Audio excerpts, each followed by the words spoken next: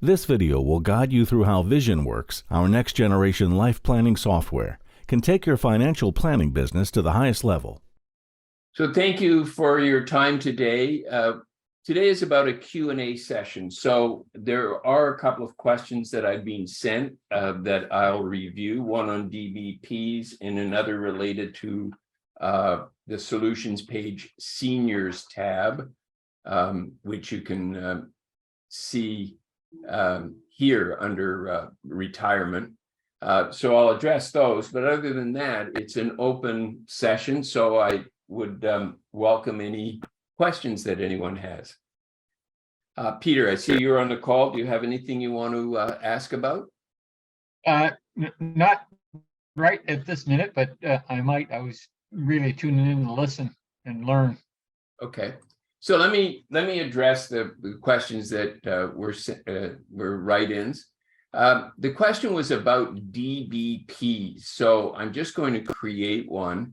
And I'll remind you, when it comes to this first entry, contributions, that a plan can be contributory, non-contributory, or this is also where you can select existing benefit for somebody who already has a plan. So if you're taking a contributions approach, then one of the things, of course, we need to put in is what are the dollar contributions. Now, as everyone knows, the benefit from a DBP has absolutely nothing to do with the contributions that you make. That, of course, applies to an RRSP or a DCP. Income depends on the contributions, the growth, etc., but not in the case of a DBP.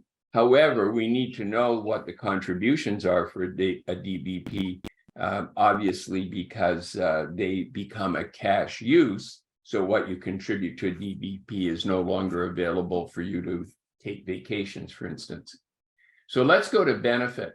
Generally speaking, I want to recommend that you use this override tab, that you secure to the best of your ability the information about the expected benefit from a DBP. And that's simply from a legal point of view. If you're relying on some DBP document from the employer, then there's no liability on your part. You're merely portraying what the amount is. So let's just go in. I'm going to put in an amount, and I'm just going to make it $50,000. So that's the planned retirement date. And I want you to notice it's age 65. Now, I want to show you a couple of things. If that plan is indexed, and by the way, you'll notice in the first year of the plan, it's only a partial amount. And that's because we're using the planned retirement date, which is the client's birth month. So the first year is prorated for when the DBP will start, which will actually be 1 month after the birth month. So that's the reason for the prorating. But if the DBP is indexed, generally speaking, I'm going to suggest that once the benefit is received, that it's indexed in subsequent years. So you go in and select the second year and then make it, for instance, real zero, meaning increasing at your inflation assumption. So I'm still using a 2% inflation assumption. So in the second year, instead of $50,000, 2% of 50,000 being 1,000, it would be 51,000. There are those advisors who say, I believe that the benefit will be indexed between now and when the client retires. So if that were the case, you would select the first year and make it real zero. And then the DBP benefit is going to be inflated up to the first year and then in all subsequent years. So you have two approaches that you can take. And I think If you want to take the more conservative approach, it would be nominal 0 in the first year, no indexation. It's being indexed only once the DBP starts. And then you would click the second year and make it real 0, and then it'll inflate from then on. Also, I want to talk about early retirement and a bridge benefit. So if I make this, now I've got to be careful of Bill's age, so I'm just going to make it 2023 because that's the current year. And then we see his age is 63. So what might happen is it might be something like, the benefit that Bill will receive starting at 63 will be 50,000, but then it will be reduced at age 65 once CPP starts. So all you need to do is go down and put in that lower amount, once CPP starts. Now, in my experience, any DBP that's integrated with CPP, I would not use this integration factor over here on the left. And the reason is that in my experience, if let's say, just to pick a nice round number, CPP is $15,000 a year, then if it were fully integrated, the $50,000 would reduce to $35,000. But from anything I've ever seen, it's always just a partial reduction. It's not a full reduction. So all you need to do is go in, type in the reduced amount. Again, these would be off of the illustration that the company provides. The question that came up was, what happens if I've got a client who's very young, let's say age 40, and is going to work for the company for many years and will be subject then to an index pension, years in the future, let's say based on the best 5 years. So in that case, we're really not going to be able to get anything reliable about the expected pension at some point in the future. So we'll deselect the override checkbox, go to the benefit tab, and then, as you can see, we're able to get earnings in the best 5 years, for example. So that's all integrated into whatever the salary might be and so on. So this is the tab that you're going to use if you've got somebody who's younger, where you want to project things into the future. Now, again, the downside is that the software is doing the calculation, which is not, as legally safe as if you use the override and the material that the client's employer provided. But anyway, that's how you go and put in, earnings in the best 5 or whatever it might be.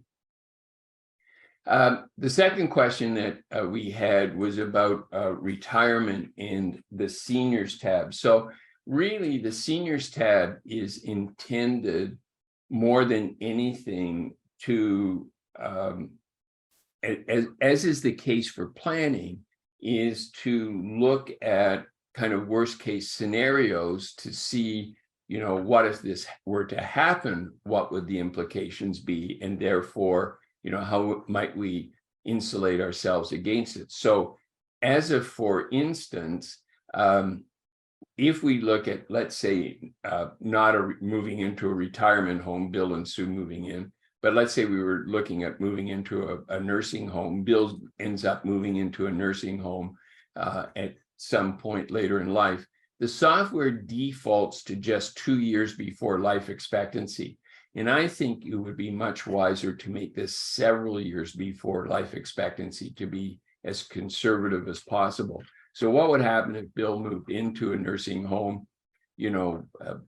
because of dementia, 10 years before life expectancy, or 5 years, or whatever you want to use, and then, of course, put in some annual cost? I realize that this is probably on the low side, but what this is going to do is it's going to add the extra expense so that we can see what kind of impact that might have. So we see that the double residency cost, in effect, is going to drop their financial circumstances from being in, fairly good shape to a complete disaster. And again, if I were to use a higher cost, that would probably send the income assets forecast negative. Now, the risk, of course, in this case is we have the double residency. Bill's in a nursing home. Meanwhile, Sue is still in the home or the condo or whatever. And so it's really designed to help clients appreciate what the risk is. And if they're younger and if it's affordable, look at long-term care insurance. The question that I was actually asked is how to demonstrate the seniors tab in the retirement or nursing home. And specifically, the comment was for a lot of clients, we have expenses running out to age 90. And when I say, let's make a change, they say, let's leave it as it is, and we'll assume that what we don't spend on retirement home expenses or something like that, we'll spend on, what we don't spend on vacations, we'll spend on healthcare, which could be retirement home expenses. But I don't think that that's at all logical for a couple of reasons. Our retirement home expenses are going to be likely vastly higher than any health expenses. Another thing is that health expenses are tax deductible. So if we go to family medical and put in an expense, that will actually show up then on the tax return. And then the third thing is, and we don't suggest any numbers along this line. We, leave it to you to put in something. But let's just, for instance, say that right now, the family spends $1,000 a year on prescriptions and things like that. So I want to remind you that when it comes to these ongoing graphs that continue over time, that there are two approaches you can take. One approach is what's called a step graph, where you go along, create a change point, and then just move it up. Something suddenly steps up. And this is the one I use for illustrating vacation expenses. I'm working, I have a limited amount of time, I spend this much on my winter vacation, but when I retire, now I have a sudden change in circumstances. I now am going to spend a whole lot more because I have time. So something is just going to step up. But in this case, let's just say that, the client's in reasonably good health. We're looking at age 70, where we begin to anticipate higher expenses over time. So instead of it being a step graph, what I want to do is I want to shift to a gradual graph where things slope up over time. And when I do that, I could go down and say, just to pick a round number, what would happen if those medical expenses increased from $1,000 a year to $1,000 a month, prescriptions or whatever it might be. So rather than saying what I don't spend on winter vacations, $15,000 a year, I'm going to spend on healthcare.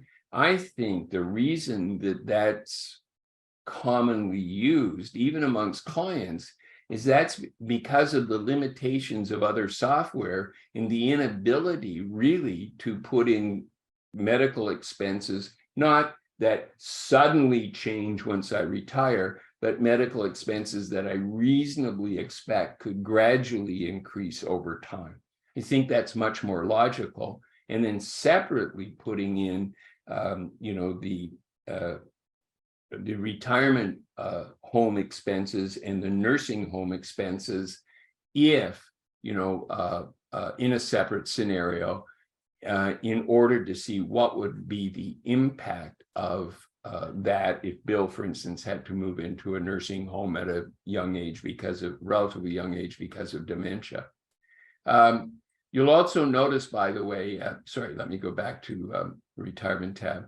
You'll also notice on the seniors tab that there is the ability to sell the principal residence. So if we were thinking in terms of Sue ending up in a nursing home, again, let's make that 10 years before her life expectancy, and we'll also make it $36,000. That, of course, this would absolutely trash the plan, but you have the ability to say, well, if Bill's already in a nursing home or has passed away or whatever, and Sue's the second to go in, then at that point, we certainly would expect to sell the principal residence. And what that then does is it replenishes the income assets pot so that they are, in fact, self-financing. So those are the two write-in questions. So I wanted to cover those today as requested. Does anybody else have any questions that they would like to ask? Different things that we model that you wonder exactly how to accomplish something?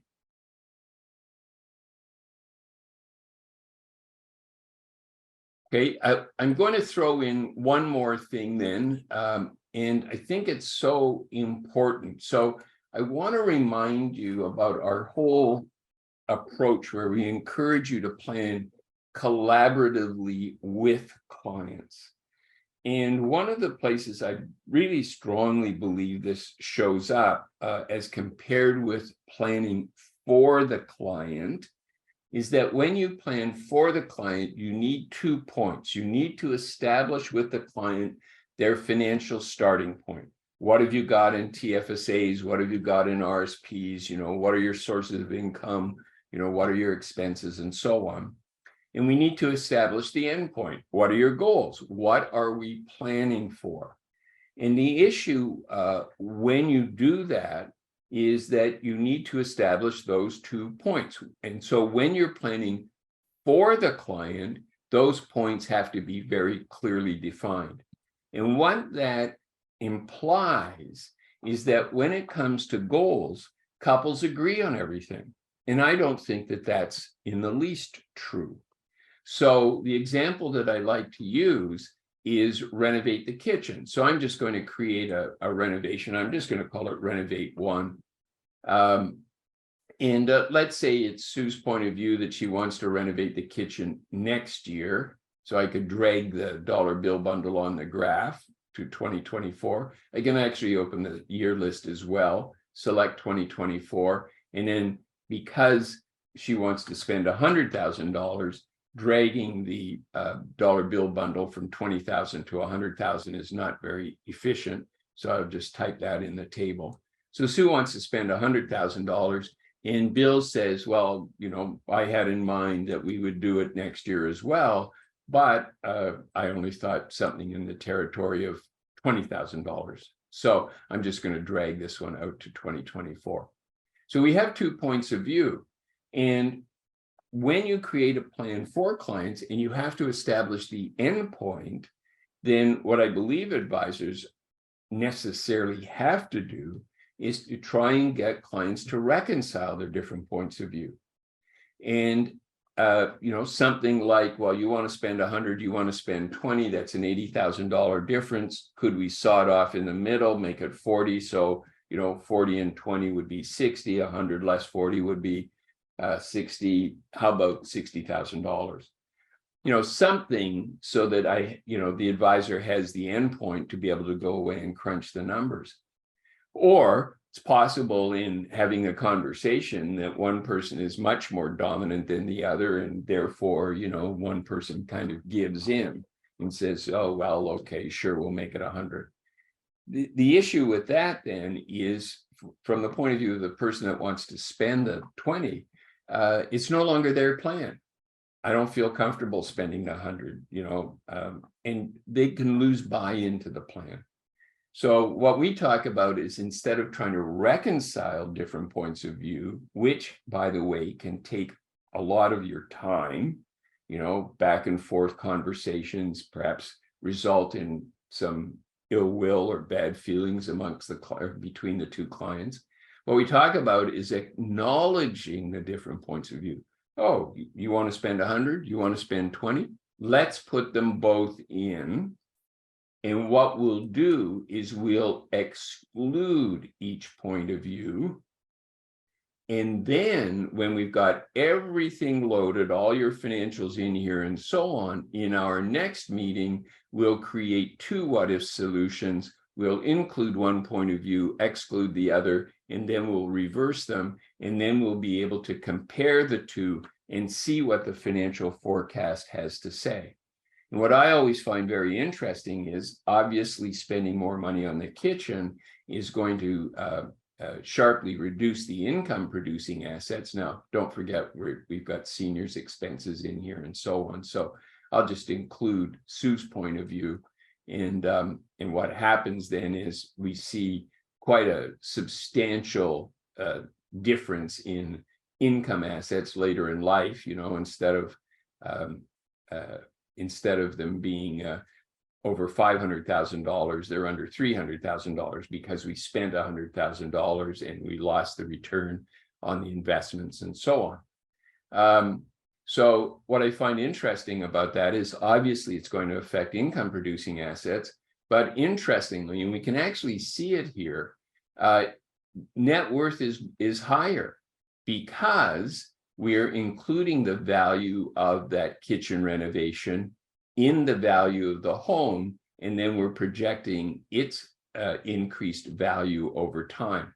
So if the case were to be at some point we're going to downsize, now here it's because of the nursing home, but if we were going to downsize, let's say in our mid-70s, move into a condo, we want to travel more and so on, what we find is that, in fact, the clients might be better off or might be equally as well off from an income asset point of view if they spent the money on the kitchen, increased the value of the home, and ultimately recaptured that when they downsized the home. So short term, not as much, but ultimately as well off or possibly even better off. And I'll remind you that in our latest release, we also made a change so that you could indicate how much of that increase you wanted to use towards an increased value of the home. So I believe this include exclude feature is absolutely essential when you're working with clients. I don't know any couple that's ever agreed 100% on absolutely everything. You're wasting a lot of time, possibly creating ill will if you take a reconciled point of view. Oh, you have different points of view. Let's, try and figure this out. Can't be done out of context, has to be done within the context of the whole. So to acknowledge different points of view, include them, let clients know that in the next meeting, within the context of the whole, we'll have a look at it. Then you diffuse everything and don't risk the possibility that somebody will, mentally at least drop out of the planning process, but they'll be equally as engaged in it and have equal ownership in the plan. So include, exclude when working with couples, extremely important. If there are any... Michael, yes. Can I ask you a question on that? You answered the first question. So you manually can manipulate how much of the renovation you want to include in Yes. add to the house. Yeah. So my second question is, when you were talking about the 2 renovation options, right? Yes. Would you do it on the spot? Or, I mean, this is more process. You can't do it in the first meeting. The first meeting is when you're sitting down with people, having a conversation with them about what they want to have and do in life. And they'll have 2 different points of view. So you acknowledge them, put them in, but then say, we cannot evaluate these until we have all your financial information entered. So we need to wait until our next meeting when everything is complete, we've got all our questions answered, and then we can do an include, exclude. Right. When I do coaching calls with advisors who are first learning the software and they are trying to get things entered, they always end up having, as they go through the material that they have from clients, they always end up with questions. So they always end up using notes to record things that, information that's still missing. So it can take a bit before you've got a fully loaded model. And if you end up trying to do an include, exclude, what does this all say, without the, all the data entered, that can be very misleading. Yeah. Okay, so it's Thank you. something you just acknowledge at the time. So there's no argument, no debate, no winner, no loser, no bad feelings, which I think you risk with the try and reconcile point of view. You just put them in, very smooth, takes 30 seconds, and then you let them know, we'll, have a look at this, we'll do the include, exclude, and you show them the include, exclude concept. And we'll do that in our next meeting when we have everything entered and we can really see the overall impact that each point of view will have. It's very easy to do.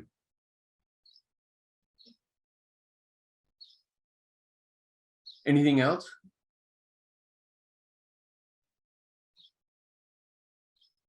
Not for me. Okay. Thank you very much. And I wish you a good weekend. We will do a video. We'll start a new playlist, I think, on YouTube, and we'll just call it Q&A sessions. And we'll be holding these for the next few weeks. And we'll just, add them for reference. Thanks a lot for your time today. Thanks. Okay, Thanks, Michael. Have a great weekend. Thanks. You too. Book a demo. We'd be happy to show you more of VisionWorks' incredible features.